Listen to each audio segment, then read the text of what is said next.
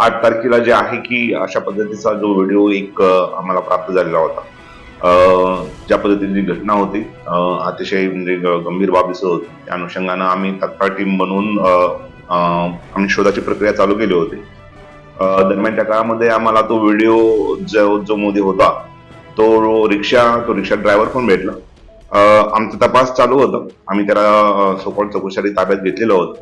दरम्यान आम्हाला ते पीडित मुलीचं घर पण माहीत झालं आणि त्या अनुषंगानं आम्ही पुढील कायदेशीर प्रक्रिया करण्यासाठी ते जे पॅरेंट आहेत तर त्यांची तक्रार घेणं अपेक्षित होतं.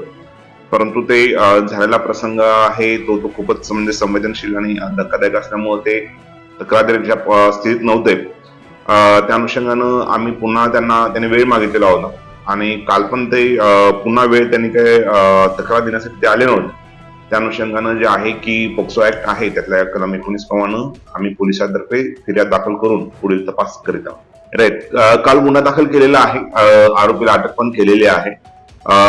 असे बरेच जे घटना आहेत लहान मुलासोबत मुलीसोबत वगैरे अशा घटना म्हणजे घडू शकतात किंवा काय, तर पालकांनी जे आहे की आपलं जे पाल्यासोबत जो आहे संवाद वाढवणं गरजेचं आहे. अशा प्रकारची कोणतीही घटना होत असेल किंवा त्याची माहिती असेल तर तात्काळ जे आहे पोलिसांना त्याबद्दल कळवणं आणि अशा गोष्टीवरती प्रतिबंध घालण्यासाठी सर्वांनी जबाबदारीने प्रयत्न करणं गरजेचं आहे.